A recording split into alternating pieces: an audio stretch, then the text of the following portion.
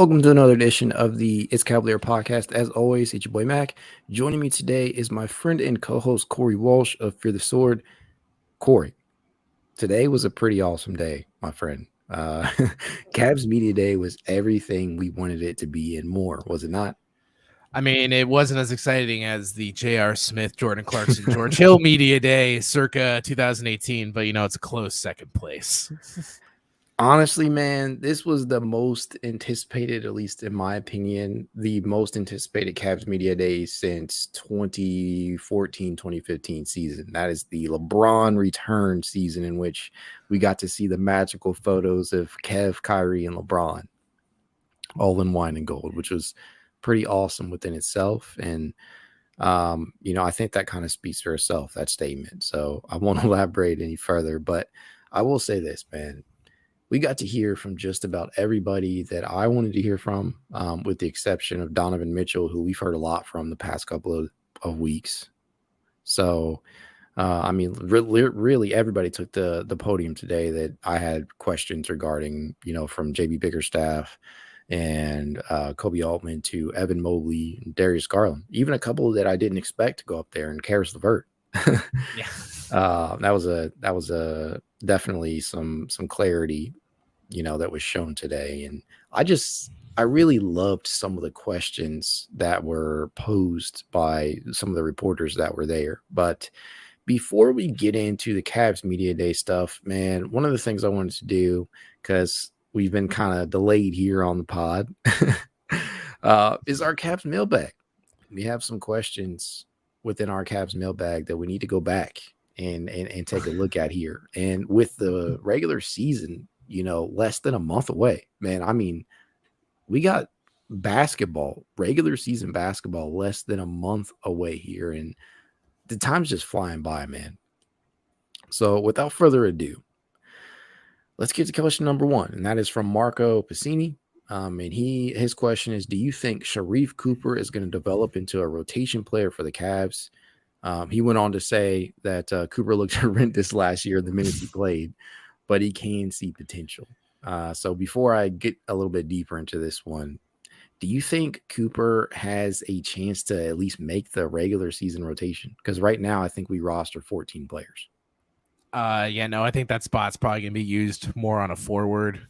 That the Cavs have an abundance of depth at guard, and maybe if this was like 2 seasons ago, I would be more enticed with the idea of Sharif Cooper than the reality of what he's probably going to be this season. I think it's more likely that if the Cavs like him, they'll just stick him on the charge.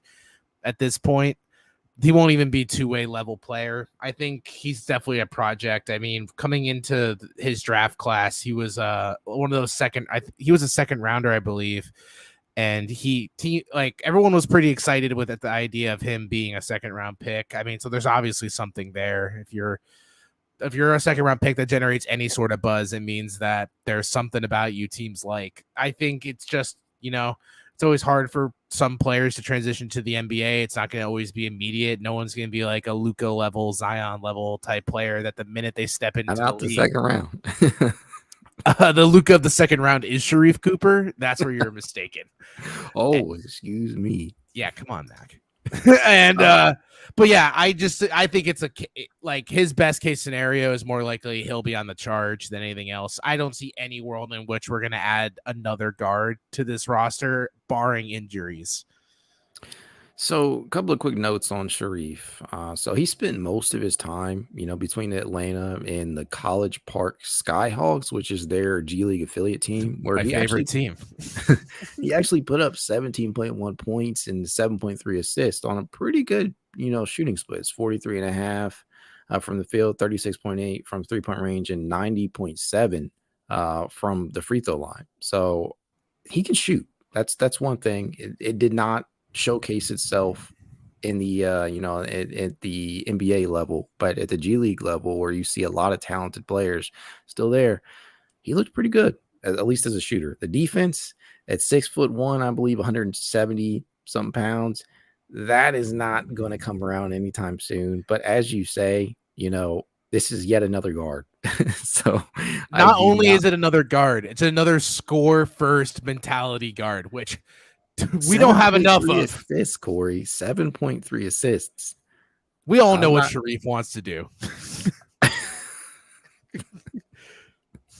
I remember Sharif's highlights as much as the next guy. Oh man. Look, all I know is that Sharif, if we didn't have so many damn guards on the roster, he might have like a higher opportunity to make it. But there are some other training camp invites that might have a slightly higher chance just because of the position that they play, to be honest. Given the volume that he shot at with the Skyhawks, I'd say that you're probably correct in saying he does want to score. And it's hard to when Trae Young hogs the ball the whole time. The little human pube. Bringing it back from the playing games. The salt's still there. Shots fired. We're not even like 15 minutes into the episode and you're already firing off shots at somebody. Anytime you bring up anyone from the Hawks, I will be forced to remember the playing games, Mac. Come on. Trae is catching strays right now. Good. But yeah, I do not believe that Cooper will end up making the regular season roster just because of the position that he plays. Sadly, I do think he'd probably split some time between, in a miracle scenario, maybe a two-way player if the team opts to convert RJ Nembhard's deal. Like, please no, please no. Oh man. But yeah, that's Cooper. I don't think that he's going to make it, to answer your question, man. There are some other camp invites that were named recently, and that includes Mamadi Diakite. I think that's how it's Mamadi Diakite. I might be mispronouncing. Mac's favorite player, as you can tell. Nate Hinton, Jamarco Pickett. Those are the other three. If you have their rookie cards, get ready for those to skyrocket. Whether any of those guys are signed, I think is going to have a lot to do with whether or not RJ Nembhard or Isaiah Mobley's contracts are converted. And that's actually a scenario I could see playing out. I could see one of those two guys' deals being converted and taking up that last roster spot, and that'll free up a space for one of these camp invites. Yeah, I feel like if anyone's contract's going to be converted, as much as I want to vomit in my mouth, it's going to be RJ Nembhard. You just have a really I just want a more enticing player than RJ Nembhard. RJ Nembhard, to me, I kind of know what he's going to be. I know that like he's has that typical build where people are like, he's so raw. He could be so many different things if you want him to be. I'm like, I've watched 2 full summer leagues of RJ Nembhard, and he's been the same exact player twice. And we try to play him at point forward. I didn't really love it. He'll never play that with this Cavs roster the way it is. Especially now that we have 2 guards that are going to probably have the ball alternating consistently before Rubio even comes back. I don't really want RJ Nembhard anymore, to be honest. I'd be fine if we could just trade him for something. Yeah, I don't think you can trade 2-way players. I don't know. I might be crazy. No, we can convert him to then trade him, Mac. That's a lot to go through. Why don't just release him? Just release him. Oh, where's the GM in you, Mac? This is not 2K, Corey. This is 2K. I would have let him go. Like I sign and trade guys all the time just to get some draft capital. You're cold, man. Hey, man, it's a cold world out here in 2K. Damn. Moving on here. Next question from Harry Ahola. You and the names, man. These are all from Twitter. I never really can tell, and I hate it if I'm butchering people's names, but I mean, I can't help it. Thanks for listening, Harry. Sorry about Mac. All right. Harry's question was, how much will you miss Lowry Markkanen? So, Corey, I'll let you take the first swing at this one. More than life itself. Honestly, I really enjoy the tall ball lineup, and I think it's really hard to replicate. It's not as simple as just being like, well, if you put it in another 6'10" forward or taller, it's going to be fine. Lowry had enough potency from 3 to make him a threat to stretch the floor. You can't just put any stiff 7-footer out there and think that it's going to the metrics, Mac. I've been crunching the numbers during this podcast break, and my data shows that Lowry Markkanen is a valuable player. You didn't watch the Euros? Hey, that's a whole nother league, my friend. Yeah, because that's where Lowry is, a whole nother league of his own. and he is not easily replaced except by one Somehow knew you were person. going to counter with that. But Lowry, I'm gonna miss him a lot. I mean, like, I'm not gonna sit here and also be like, man, he was so good for us last year statistically, because that would also, he went through serious cold stretches to start the season for the Cavs, and it took a long time for his value, I feel like, to really show offensively. But just the height alone was so important to this defensive identity of the team. So that it'll definitely be some growing pains if the Cavs end up not going tall ball this year and going back to a more normal lineup. Well, all indications are that it is Karis LeVert's job to lose, according to some outlets. But I mean, you never really know. Heading into the final day before the regular season, we could have any one of Isaac Okoro, Dean Wade, Karis LeVert. All of them are probably going to be battling. Who knows what's going on behind closed doors in regards to those positional battles? But it's going to be one hell of a preseason and training camp and whatnot. I just But want to point out, Mac, last season we thought going into it, it was a done and done that Isaac Okoro was going to be the 3, and that's what they were kind of making it seem like the whole preseason. And then they yanked it out that it was Lowry Markkanen on opening tip. So sure all I'm saying is, we think Karis LeVert's the option right now. Don't be surprised if a certain person who Mac and I are on record as the premier podcast of slide into the 3. That's all I'm saying. Oh man, we'll get to your boy here in a minute. All I have to say in regards to this is a lot, and obviously, no, I have more to say in regards to it. But Corey, we've spoken a few different times about the element of spacing that he provided, how vital that was to making the 3 7-footer lineup work. I mean, there's no way around it. The 6.2 triples a game that he took, that was a big deal. Whether or not he made them or missed them, that was a big deal to a front court that is largely spacing averse.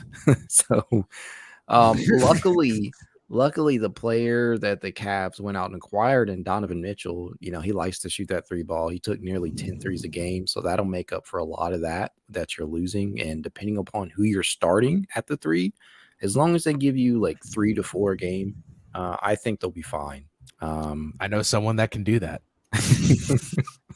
So, Lowry, the loss of Lowry definitely hurt a lot. But in retrospect, it was a deal that you had to include him in, and we all know that. Nobody is stopping a trade for Donovan Mitchell for Lowry Markkanen. You're not hold the presses. You're not stopping the deal for that. I mean, I would be like, you sure you don't want Windler? I think I heard you wrong. You may have. Defensively, honestly, is where like most of the questions are going to lie, depending upon who starts, especially if Karis LeVert is your guy.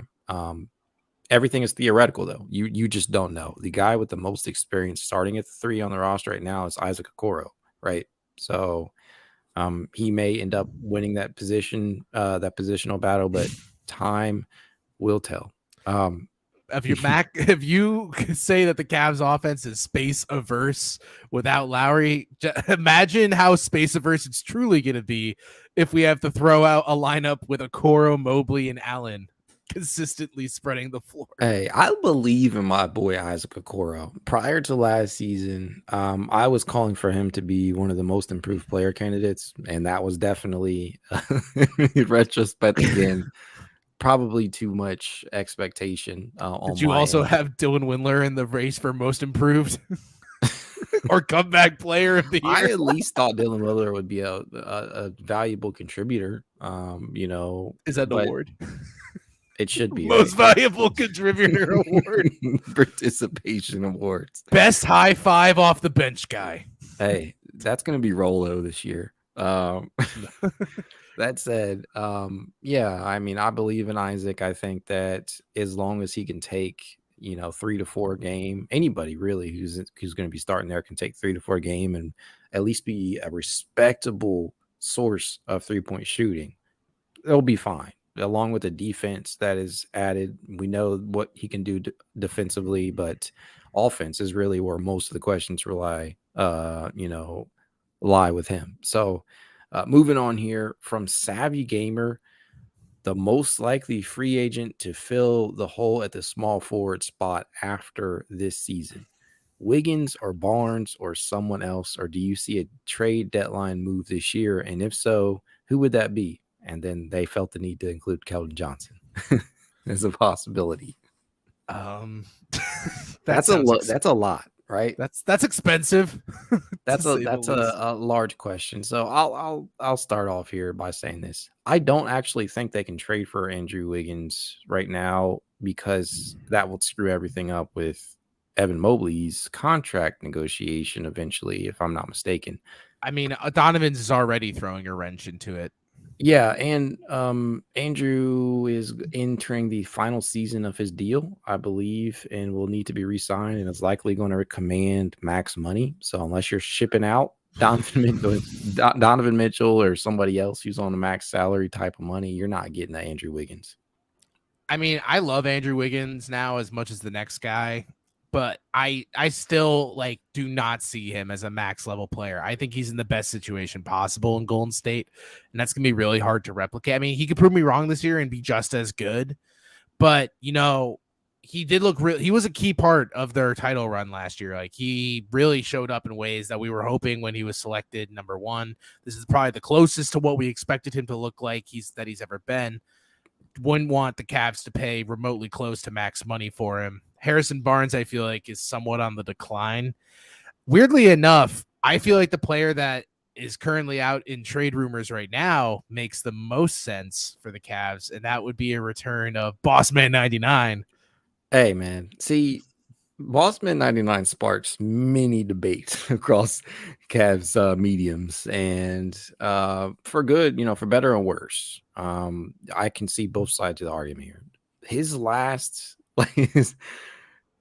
his tenure in Cleveland was rocky, to Awful. say the least. To say awful. Didn't leave a good taste in anybody's mouth, and this is what I can't understand with Bossman. He's well liked and well received, apparently, in every other destination that he's been in, every other team he's played for. He's highly regarded. I don't know if it was just playing with LeBron. I don't know if it was a Cleveland of it all, but it didn't leave a good taste in my mouth. But I think that Cavs team that he got thrown into was the most toxic environment a player has had to be thrown into, and like since the really awful Kobe Lakers, like in his last 2 seasons, where it was Kobe and a bunch of scrubs. Like he got thrown into basically a bunch of like a former all-star meeting with all the players off injury and on the decline. Too many egos in one locker room. There was no Channing. There was not enough Channing Frye, Richard Jefferson jokes to diffuse any of that toxicity. yeah, it was a bad situation for a lot of people that were involved. Just a tough spot for him, I guess. But having him back, it would fill a need that the Cavs clearly have. We know what he can bring to the table. He brings championship experience himself. So, at least being within the finals. But for me, I fail to see. I think that him and Phoenix have mutually agreed to kind of seek a trade, right? Yeah, because he wasn't promised his role as a starter would be throughout the whole season. I think they really want to make a push for Cam to take that spot. Can you see anybody from the Cavaliers currently be like an actual like enticing trade asset though? No, that's where I always I'm like it would be a good fit on paper, yeah, for what the Cavs need from their starting 3, but it's not like you really just have to be like, who would Phoenix want? That's my who would Phoenix even want? Is it a Jetty? Did you see Jetty's Euro highlights? Oh my and god! Dylan Windler said today, breaking news, he's turned some heads at minicamp. Why? Hey, because they're like, is that Dylan? I'm starting to believe my man Dylan here. Mack, and I know don't do it. I'm going to do it to myself. I'm going to do it to myself. I think that there's a possibility. Well, we already know, dude. There's only 14 people in the roster. We know everybody's not going to be able to play, but there may be some small scenario in which they give him one final shot. I think they will. I think JB is going to give. We know JB likes Dylan. I think they're going to give him an opportunity. And is it that he likes Dylan, or he doesn't like Jetty? I mean, they're basically one, right? I don't know, bro. I don't think Jetty plays either. At least not initially. So I think this is probably going to be like we were kind of asked this question earlier in a group chat that I was in, and I said myself that, hell, what if we see JB roll out 11-man rotation just to keep guys fresh? That's probably highly unlikely. But when you think about the wealth of players that the Cavs will have available to them this season, finding minutes in this rotation is going to be definitely difficult. But I fail, just to circle back here, I fail to see anybody that the Cavs would be willing to part with that would actually entice Phoenix enough to, move on that deal with them. I think they'll find another trade partner. The Suns need RJ Nembhard. He is the He is piece of the puzzle. He is the glue that brings that team together. Great locker room guy. That's what I've been hearing all summer league.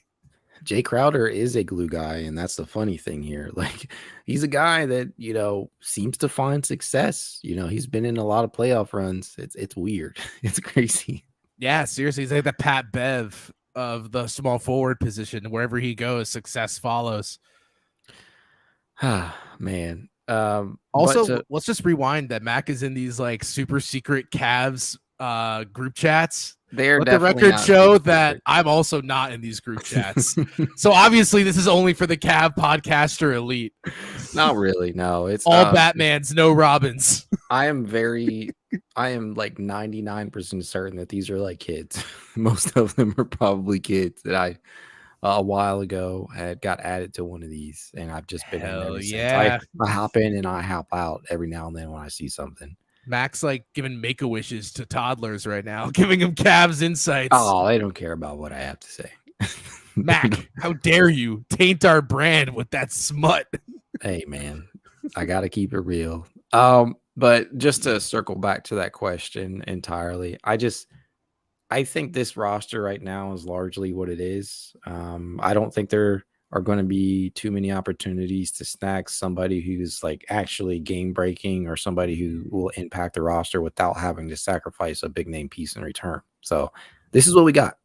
And you probably add one more player or you sign one of these training camp invites, but they're probably going to be an end of the bench piece.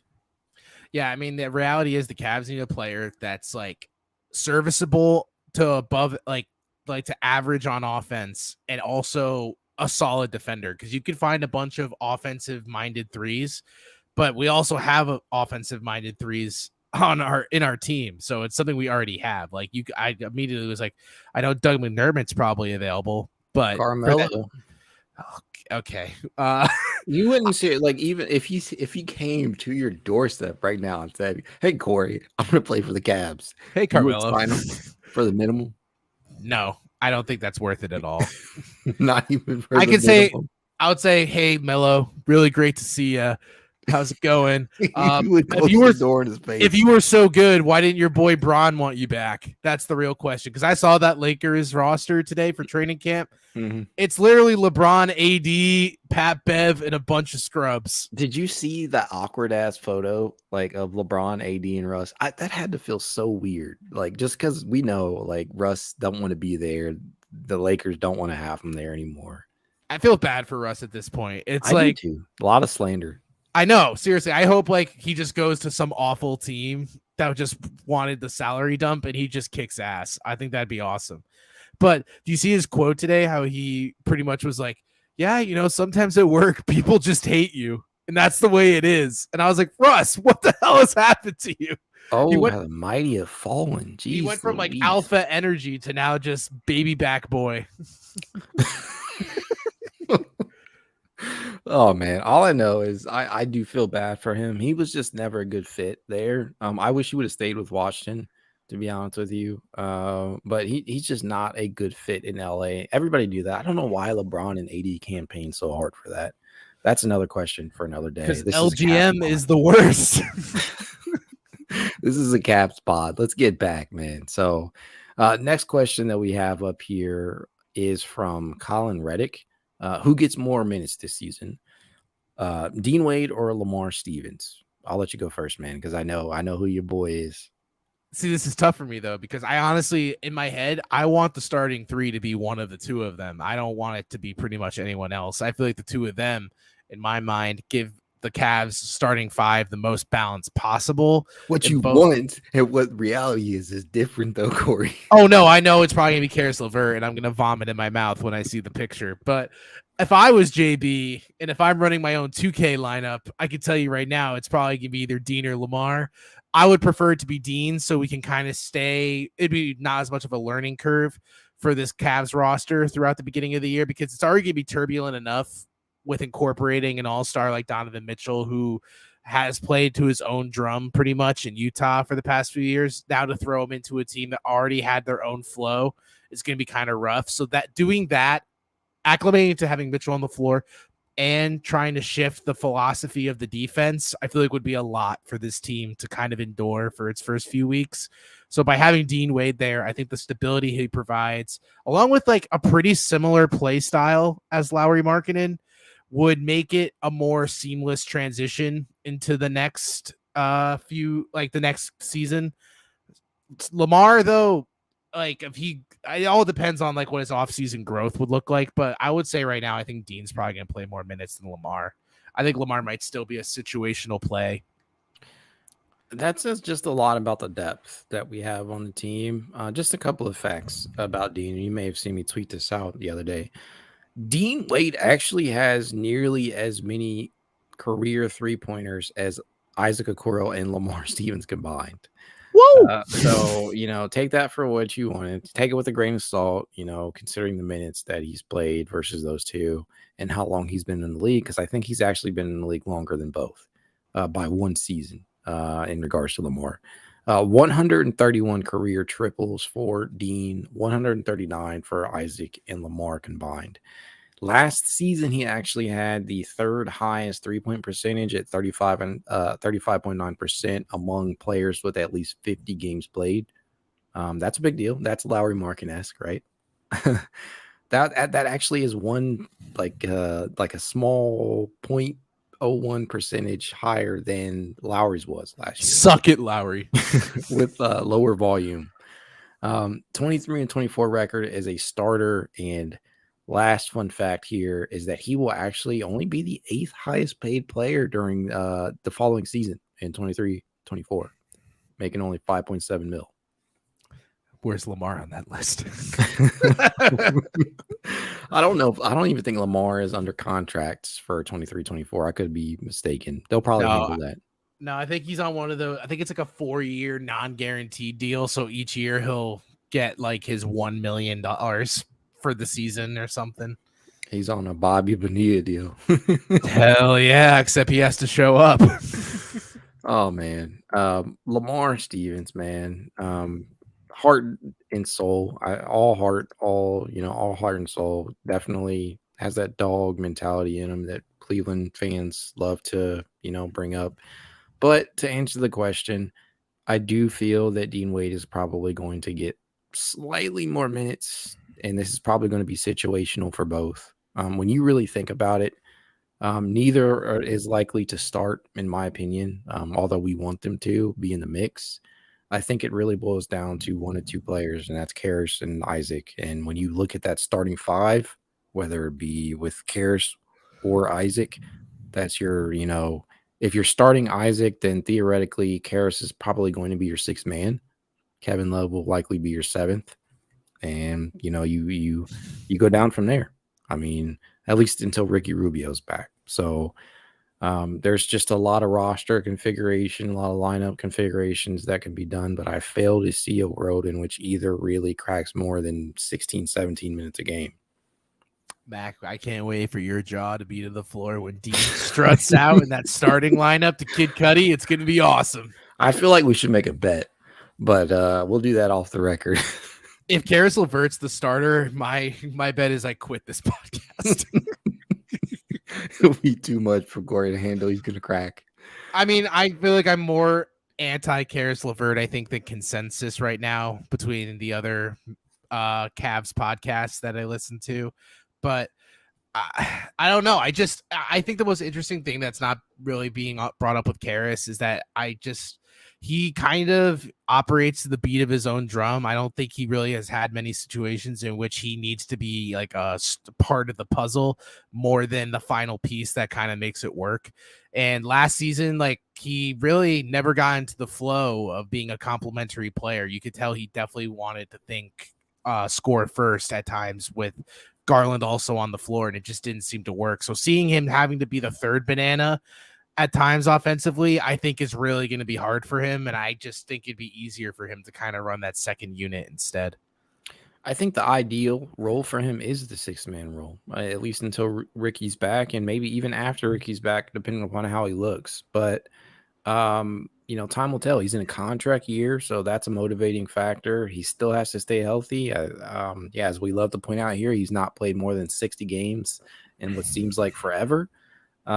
So there's a lot of factors kind of working against him here, but nothing is impossible. If you're starting him, you are hoping that he can be a connective tissue and that he can play better off ball than he ever has consistently. A lot of question marks. And then if you have him coming off the bench, you know that he can operate the second unit as a facilitator, playmaker, pseudo point guard, whether or not how Neto is suiting up or not. So there's just a lot of question marks with him. But question in particular was about Dean and Lamar. So I think that's where we're kind of at in line to both of those, is that Dean is probably going to see slightly more minutes. Yeah, Dean, bring it home for the boys. Next question here from Small Market Insecurities. What seed this year for the Cavs?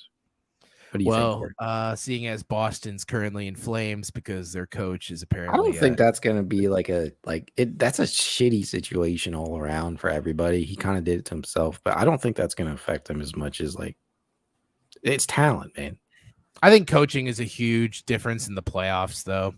And when push comes to shove, Ime Udoka did a fantastic job with that team in the second half of the season and kind of completely transformed them into a defensive juggernaut. I think it's really going to be tough for anytime you kind of have a dark cloud over an organization, it kind of does affect them in ways that you just can't really expect to come. Because on paper, yes, swapping a coach for another coach really shouldn't make that drastic of a difference. But when you think about it, how many teams went from look at the Warriors. They needed to switch their coach to become an elite team. They didn't really change. We're not talking about playoffs, though. We're talking about I'm just saying, in general, it really affects teams as a whole. The way every coach thinks completely different. I don't think that their assistant coach, now head coach for the season, is going to think the same way Udoka does, just because that he was under his staffing. You remember what Kyrie said? We don't need a coach.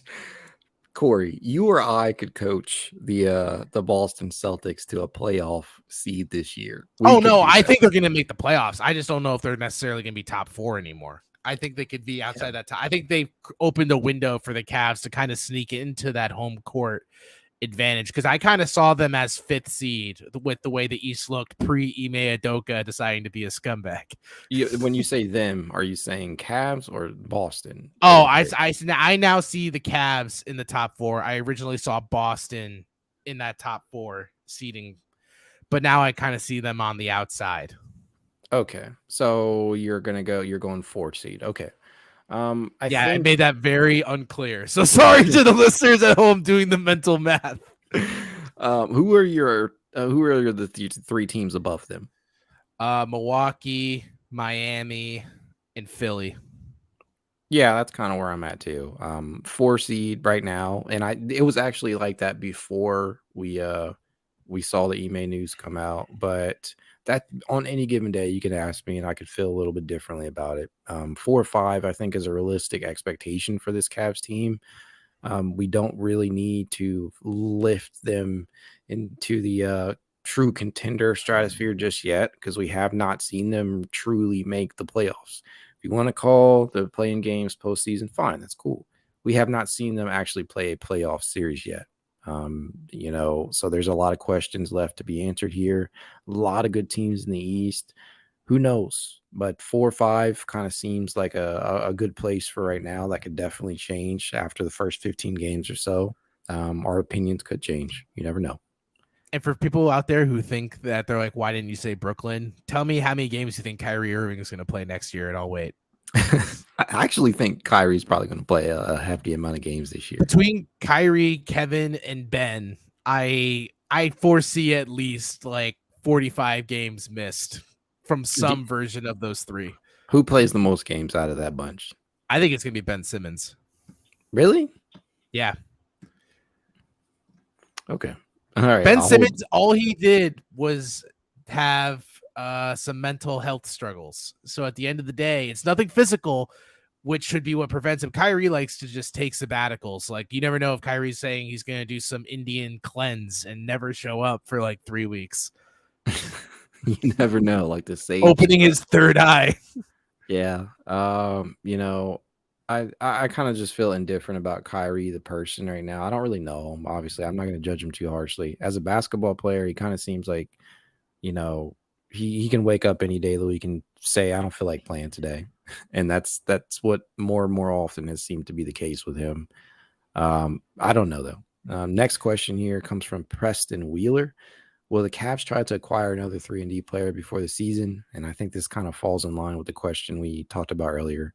I'll just start off by saying no. I don't think they have the capital to do it without sacrificing an asset in return. And to be honest, I think they're just going to ride out what they have. They currently roster 14. They have the two-way guys. I think one of those guys gets elevated to the main roster. I could be wrong. Corey, what do you think? I 100% agree with what you said. I have nothing else to really add to it. I feel like we both feel the same way. 3-and-D players are the hardest thing to acquire in the league. And if it was that easy, everyone would have one.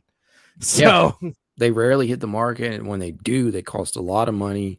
And when you're talking about a trade, you're going to have to sacrifice significant assets typically to get one.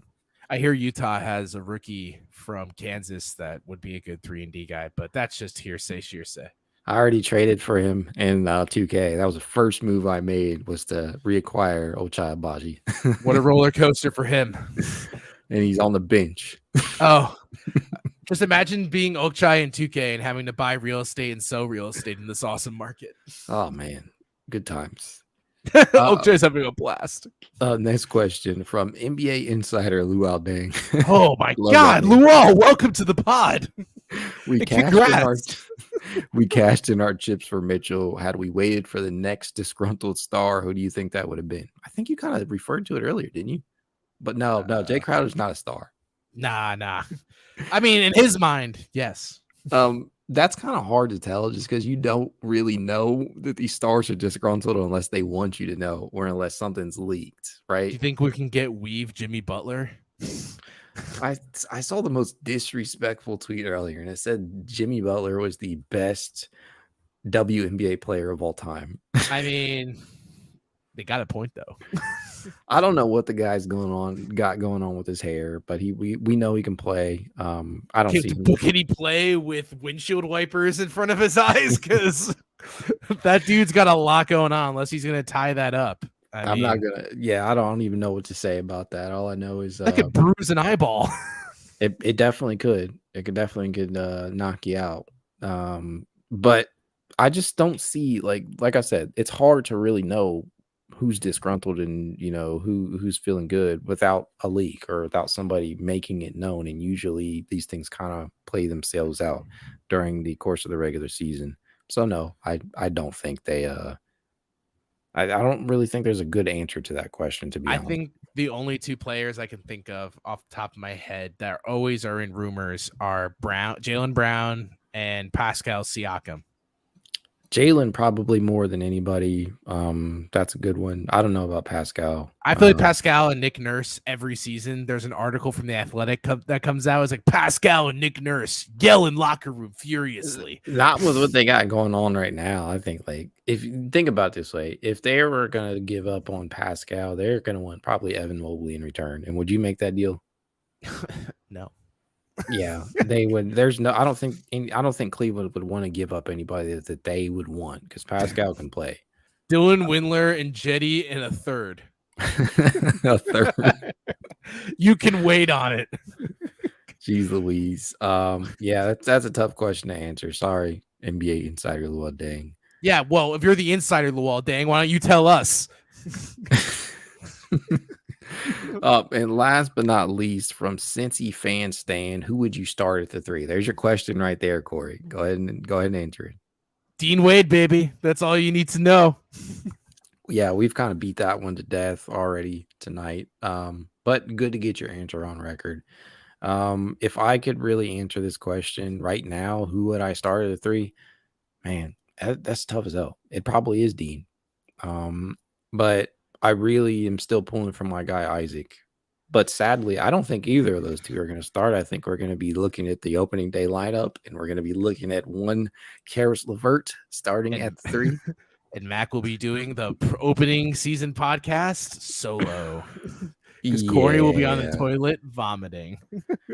Corey's going to quit as soon as he hears that. So there's going to be a lot of guest stars on this show after the opening tip. So pay attention, viewers and listeners. Comment below if you want my job. Corey's going to lose. Corey's going to do an anti-Karis LeVert spinoff podcast. All the Karis slander. You can't be that down on the guy. I'll just funnel it. That's going to do it for the mailbag portion of the episode. Obviously, I'm assuming that most of you here that came to tune in, all 5 of you are here. That's a whole hand, baby. About Cavs Media Day. Holy hell, man. There was a lot to sort through and probably not enough time to do it in. So we can just touch on a couple of quick things here. Evan Mobley. Yoked. Evan Mobley looked he looked yoked out there. I mean, the dude looked like he put on a few pounds in a good way, put on some muscle. Does not the Zion diet. He looked like he put on some healthy weight here, and by all accounts, he's been in the lab working. And one thing that I've kind of noticed over these last few seasons is JB Bickerstaff's affinity for like praising his players, like just kind of lifting guys up, and I love it. Except for Jenny. Jenny can just stay in the doghouse. You kind of have to do that with your roster featuring so many young players. You want them to feel good about themselves and whatnot, and it always feels good on the outside looking in when you actually see these guys performing on the court. And, through one season for Evan Mobley, we've already seen this guy has high caliber potential, especially on the defensive end. And he definitely leaped some high praise on Evan today when he basically, outright said he believes that Evan Mobley has Defensive Player of the Year, potential in the next few seasons. So my question for you, my friend, is how feasible this season? How feasible do you think it is for Evan Mobley to be a finalist for a Defensive Player of the Year? Oh, extremely high. I think last season if you took away the rookie label off Evan Mobley, and if he didn't miss so many games throughout points of the season, he was one of the best defensive players in the league already as a rookie. And if you just removed his name from the stat sheet and showed his impact defensively, he would have been in that conversation in the first place. But now this season, you get the second year, you have another. I mean, the dude, let's just start hashtag HGH watch, because Evan Mobley looks like he's been taking some illegal substances going on here. I know the boys at the Chase Down like to do height watch, but this is an Evan Mobley HGH watch. They're gonna test my boy. His biceps were as big as his head. Like, the dude went from looking like Kevin Durant to now he looks like he's been eating 5,000 calories a day at least. Well, he makes Eyes of the Cora look like a twig. The league better watch the fuck out. That's all I know. This guy is going to be out to kill this year. I mean, just a couple of fun facts on Evan, from his rookie season. He finished with 1.7 blocks per game, an average that was good for 7th, I believe, tied for 7th in the league last season. And that was actually the highest amount for a rookie since Mitchell Robinson back in the 2018-2019 campaign, who had 2.4 a game. Damn, and Mitchell Robinson's the next Kareem. I know. By comparison, you hear a name like Mitchell Robinson. I didn't know where the name was going, and then I heard Mitchell Robinson. I was like, oh. I was like, since Joel Embiid. And I would be like, oh. Yeah, so I mean that was one of the big things for him. We know that he can step out on the perimeter and defend. We know that he can be a rim deterrent, although his skills I wouldn't say are, on par with a Jared Allen's just yet. But we know that he's kind of a hybrid in that regard. He kind of blends those two, and he's damn good at it. And he can only stand to get better at 21 years old. So I don't truly know if he would have been in that consideration the last season, but I think it's definitely possible for him to finish as a finalist this year. I think that if I had to say on a scale of 1 to 10 how confident I am in that to be a possibility, I'd say about a 7 right now. Oh, Mac. Oh, Mac. I'm at a 9. I think it's locked in. You know what? In fact, I'm gonna make my bed tonight. I'm gonna go on my DraftKings and I'm gonna solidify that. Okay. All right. All right.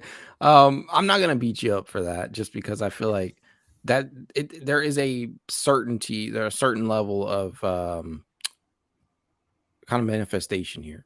I think that we've done a lot with Cleveland over the past few seasons, and we kind of manifest destiny things here. So hopefully Evan Mobley can become a guy that's in consideration for that award this season. That'll just show you how impactful defensively he is going to be, and to be honest with you, how much he's going to need to be without that third 7-footer in the lineup. We don't know that yet. Let's pump the brakes, Mac.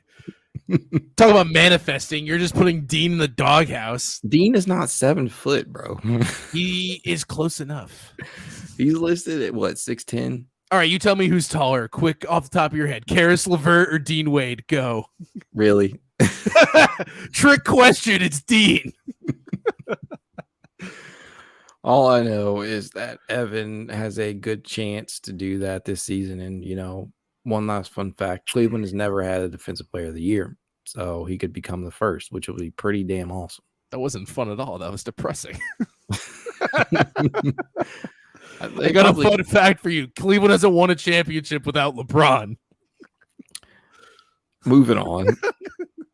One of the absolute best things I think came out today was a response from Kobe Altman when he was asked a question.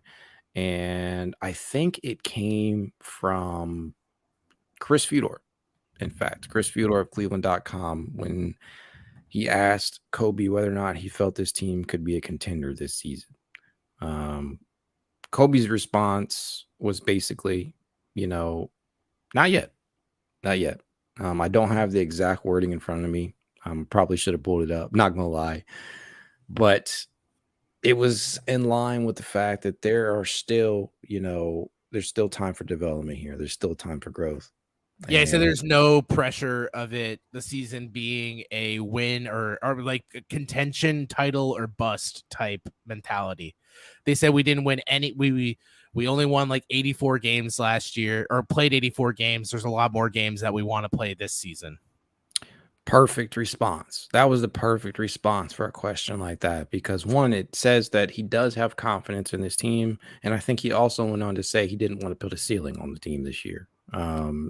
So I felt like that was literally the best response that Kobe could have given at that point in time, just because you don't want to heap hefty expectations on this team, a team that has not been to the playoffs, sans LeBron since 97, 98 season, I believe. And again, the playing game may on paper be considered a postseason game, but it's not a playoff series. So we still have not seen this team put their gear on and go out there and win it, win at such a high level that it's a guarantee that they should be a contender. We're just not there yet. So why do yourselves a disservice and levy expectations upon them? So I loved that response. So there is a question in this, Corey. We're not just rambling here. If you were asked that question, what would your response have been? Do you believe this team to be a title contender as of right now? No, I think it's really hard to put a young team to have championship aspirations with no playoff experience, like you said, but also a team that it just now has to adapt to such a huge difference in dynamics within the roster. I mean, I feel like I'm a broken record, but this Donovan Mitchell transition is not going to be as easy as I think people are panning it out to be, thinking that it's What? just going to like they're. No, I'm just kidding. People are just gonna be like, oh yeah, it's easy. You just throw in another 26 points per game with Darius, who averaged around like 22. It's gonna be simple. Like that's gonna be an easy mix and match. You got Evan Mobley, he's gonna be better. Jared Allen's gonna be the same, and we don't even know what the three's gonna look like, but that's fine. It doesn't really matter. It's gonna be Karis LeVert. That's gonna be awesome, and it's gonna be like I guarantee you, the first like 30 games, I wouldn't be shocked if the Cavs are hovering at 500. Like, because just think about that LeBron season the first year. Like, the Cavs were an ugly team to watch for the first half of the year. And it just takes a long time to kind of figure it out. I mean, there's not as many moving pieces per se, like with the main blocks of the team. But anytime you integrate a star as big as Donovan Mitchell is, along with trying to move your timeline at the pace that you were before, that's just really hard to do. And I think people really need to temper what that's going to look like. Yeah, I think when you've grown accustomed to, winning on that end of the spectrum, you want to see a team win. When you are grown accustomed to losing quite often, you develop sort of a loser's mentality. I feel like that's inevitable. Cleveland is kind of in the middle right now. They just have lifted themselves, out of the proverbial hump of the rebuild and into the next stage where it's not quite contention, but it's not quite rebuild. I don't know what you want to call it. But we know that we probably shouldn't label them anything just yet, because this is not a finished product. A lot of moving pieces here, a lot of guys still to evaluate, a lot of decisions to be made. And one of those decisions just was made in line to a guy that we love here, and that is Dean Wade. Dean Wade was given a 3-year, I believe, around 18 mil a season. I don't have the exact number in front of me, but it averages out to about 5.7 mil over the course of those 3 seasons. So happy for Dean. I feel like he is going to be a bargain. As I said before, he's going to end up being, as of right now, the 8th highest paid player during the 23-24 season, assuming more deals will obviously be made to fill out that roster. But that's a good signing for Cleveland. What do you think? First off, Dean, you're welcome for All the spreading the lobbying. good propaganda. We pushed the pedal here for Dean Wade to get this contract, Mac. This is a congratulations for us. Dean doesn't even know who we are, but yet we gave him this contract extension. One day he will. Thanks, Dean. Now that you're locked in for more years, you have to be on the pod by the end of your Cavs contract. It's a guarantee. Manifest destiny, right? We're manifesting it right now. So hopefully we see Dean one day on the pod. But I love this signing. I feel like it was one of those under the radar moves that has the potential to really pay off. And you get a cheap deal who can probably step in and contribute at any point in time, assuming he stays healthy. So great signing. Another great signing by Kobe. This guy just, man, he rarely misses as of late. Yeah, I mean, Dean is a valuable player for sure. He provides good perimeter defense. He can space the floor when given the opportunity. I think he's shown growth every single season. He's just he's one of those players that when it comes to playoff time, he will fit a niche for this Cavs team that they'll be looking for in their rotation. And it's always nice to have very different options to pull off of your bench rather than kind of having the same type of archetypes. And there really is no one else on this roster outside of like Kevin Love offensively who matches kind of what I think Dean can do. Yeah, I think that's fair to say. And just to kind of go back on what I said earlier, to clarify the contract details, he was signed to a 3-year, $18.5 million contract extension. Just great to see for a guy that is, he doesn't often get a lot of praise, but he puts in a lot of the hard work. Very similar to Lamar Stevens, who we might see get a similar deal in the future if things pan out right. But moving along here, back to Cavs Media Day coverage. One of the guys that spoke today that I absolutely loved seeing up there at the podium was Ricky Rubio, man. It feels so fucking good to have Ricky Rubio back in town, considering we still have Karis LeVert. It's crazy how things have ended up. And, obviously we knew that it was going to be an inevitable question in regards to when we would possibly see Ricky back out in the court. And I believe the answer that he gave was that he doesn't know, pretty much. He was quoted as saying, he feels that there's some unfinished business here in Cleveland, which played a role in him returning and re-signing this offseason, and that he's kind of set an impossible goal for himself in regards to return for training camp, which that's not happening, obviously. Yeah. But it was kind of encouraging just listening to him talk, because when asked when he originally thought that he would be back, I think the first thing that he said was December is when he would hope to be back, but there's really no time frame on that. So if you had to guess right now, Corey, when do you actually think we're going to see Ricky Rubio suit up? In the words of Ricky Rubio's native tongue, yo no say. But honestly, I think Ricky Rubio is probably going to be back like in February. But in complete honesty, I think Ricky Rubio won't be Ricky Rubio again until next season. I think this is like a 1-year wait and kind of just have him slowly get back. It's hard, man. Like the older you get too. I mean, as we've said before, Ricky Rubio's game is probably one of the easier ones to kind of transition back into.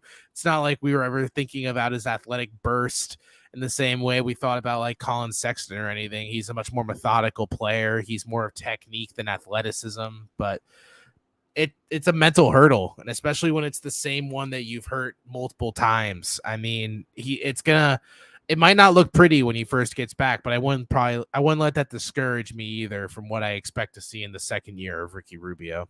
And that's kind of why I feel like Cleveland is probably going to go deeper into the rotation this year than in previous seasons, just because they're going to elect to keep a lot of these guys fresh, a lot of them healthy for the stretch run, and entering the playoffs postseason, which we're all hoping that will take place in Cleveland this year. And one of the full quotes that he gave was that he wanted to be ready for training camp, but he knew it was impossible. And, talking with his trainers and medical staff, they told him it would be about 10 to 12 months, which is a pretty long range. It changes every week at the end of the day. Putting a date on it for him personally, he needs it, but it's not good for him to put a date on it for when he's going to be back. So, there's, as is often the case, there is no real timetable. The player themselves know, the training staff, coaching staff is going to make the determination when they feel he's going to be good to go, but we could be in for a long wait. All I know is that I absolutely loved having him up there, fielding the questions. I'm grateful for the fact that we were able to bring him back on such a bargainish type of deal. And he does get reunited yet again with Kevin Love and with Donovan Mitchell. So, and some of the other guys that he had the pleasure of playing with this past season. Good vibes only. Always, man. Another person that we heard from today was Darius Garland. And I want to say that it was Greg Swartz, who we had on from friend of the pod. Yeah, we had on not too long ago, asked him how he felt about being forced to pretty much take so many shots. I think he said 17 to 20 shots a game. And Darius's response was hilarious to me. And that's that, he loved it. But obviously you could tell within the wording of what he said in his media day appearance that he is very welcoming of Donovan Mitchell to take some of that pressure off of him, because apparently they had to force him to take those shots last year.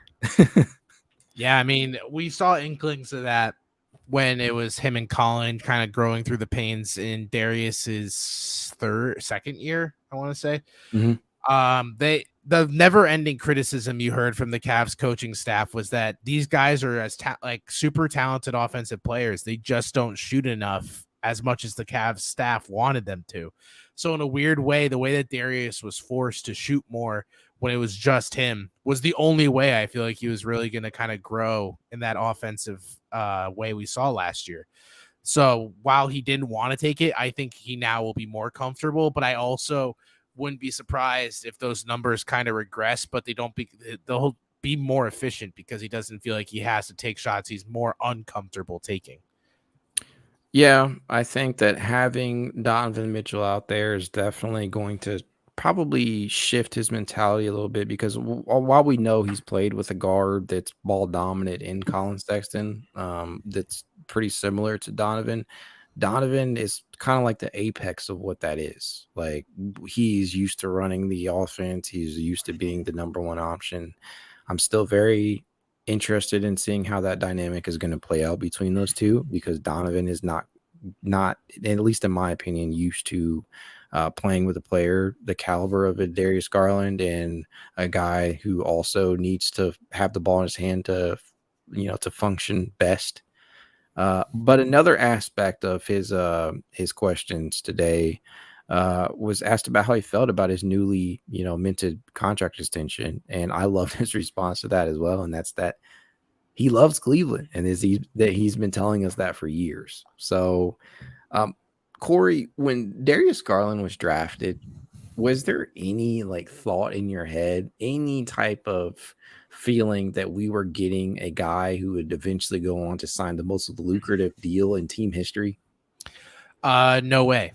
When Darius Garland was drafted, I was confused and a little angry, if I'm being honest, because I was on the Colin Sexton hype train, because he was the start of the rebuild, and I didn't really, at that point, Colin Sexton was a point guard, so I was just confused on how it was going to work. People were draft experts immediately were like, this is a weird move. You kind of like feed into it initially, especially when you're more like unfamiliar with Darius, because there wasn't really a lot to go off of. You're kind of trying to see where this new GM is really trying to take the direction of the team, or not new GM, but new head coach, John Beilein. Because I feel like at the end of the day, Beilein kind of altered the way that draft was going, because he was a big fan of Windler. Yeah, he liked KPJ, so he had a big, like, he felt confident that he was going to be able to get the most out of those two guards. But no, yeah, you never really could have expected Darius's growth and like the player he became. Like, I personally feel like he's the face of the franchise right now, and I feel like he will be, just because he is such more of an outgoing personality and reflects the team. And Evan's just a quiet guy. I know Evan will probably be the most talented player on the Cavs, but I still feel like at the end of the day, Cleveland is always going to be Darius's team until he's no longer there. And that kind of reminds me of a quote from JB earlier when asked about the two, and specifically Evan, outside of the defensive player of the year talk that we talked about earlier. He also said that he feels that Evan could be, the best player on the team without having to take the most shots, or without having to lead the team in scoring, which is a pretty big deal. That's a pretty big statement right there. And when you think about like today's best players, many of them are the leading scorers and the leading shot takers on their team. To have a guy who you think of as not just a defensive star, but an all-around superstar, pull off a feat like that while having a Darius Garland, while having a Donovan Mitchell, while having a Jared Allen alongside you, that's pretty big. That makes me feel really good about him. But to get back to Darius, I honestly, for a very long time, I felt really good about Colin Sexton being like the best player on the team. But I think it was as time was going on, specifically in Darius's like end of like starting towards the middle of his second season, you could really tell that he was quickly turning a page here, and it could very well end up being the Cavs' best player that season. And which that was Colin's third season, obviously, his breakout year. But you could just tell the impact that Darius was having on the team, getting guys involved, being able to score, really molding both of those together. Something that Colin still seemed to kind of struggle with at certain points. And we kind of know what Colin's game is. But I do think, although I think he'll get better, in Utah, I think Darius is by far right now the superior player. Even without throwing contract statuses, out there, because you're worth as much as the team is willing to pay you. Yep. Well, we know that, and we know that now Darius is the highest paid player in Cleveland Cavaliers history, which is pretty awesome to say for a guy who only played about 4.5 games in college. Yeah, I mean, something about playing less in college just gets you a ton of money. Yeah, just harken back to the Kyrie Irving. You Yep. remember the contract extension that he got after he barely played at Duke. Yep. I mean, something about Cavs drafting unproven guards in college is just a recipe for success. Apparently. So I'm glad that we get to see him, be a mainstay in Cleveland, for the next, 5, 6, 7, however long he's going to be here. I'm just glad to have him locked down. One of the more interesting things here before we kind of close out came from Karis LeVert, and this kind of bodes well for our agendas here. I'll call it that. And that's that Karis actually stated today that he would be okay coming off the bench or as a starter because he's done both in his career, which we know that to be a fact. So that could bode well for our Dean Wade agenda, right? Yeah, I mean, well, apparently Mack really wants Isaac, so let's just backpedal here. It's Corey's Dean Wade agenda at this point. Oh my gosh. I'm just saying, I believe in my guy Isaac. And let's think about it this way. Are we the premier Dean podcast or are we the premier Isaac podcast? I want you to think about it this way, Corey. Would Isaac Okoro's abilities right now, as it pertains to what we've seen out of him right now, would they fit better in the second unit or as a starter? Because in my opinion, I think that his best capabilities lie on the defensive end. I think that fits best in the starting lineup with what they need. I think his offensive capabilities really hurt the starting five. If I'm being honest, he's a net negative. Yeah, I think opposing teams also view him that way. The way that they kind of act like he has COVID and stand 7 feet away from him. Look, man, all of his 3-point attempts were uncontested, I believe, last season. I think we've talked about that a lot, but I think most of his offensive attempts were uncontested. Not even threes. Transition, dunks and whatnot, and triples. I think that could change this season. I really do. Similar to last year when Okoro was coming off the bench, I just did not feel great about that. I did not feel, at least entering the season, I did not feel like his abilities would be best used off the bench. I mean, who knows? But it does go a long way to say that Karis would be okay starting or coming off the bench. Thanks, Karis, for being so humble. So understanding, right? Oh man, there's just so much media day stuff to go through here, and obviously not enough time for me and Corey to sort through it all. So we encourage you guys to go and check that out if you haven't already on the Cavs YouTube channel. So much stuff to feel excited about. I know I certainly am, and Corey is as well. So much stuff to look forward to. We know Cavs regular season basketball is really right around the corner here. And if I'm not mistaken, this past weekend was the last weekend without some form of basketball. Yep. So take solace in that. Yeah. A lot of stuff here in the coming weeks to talk about. But until then, as we always tell you guys, if you'd like to reach out to us, you can at It's Cavalier _pod on Twitter, TikTok, Instagram, YouTube, and more. If you want to be added to the exclusive It's Cavalier Discord chat, you know what to do. Leave a rating, leave a review, send a screenshot of said review to itscavalier53@gmail.com, and we will personally invite you. Don't forget to like and subscribe, and you guys have a good day.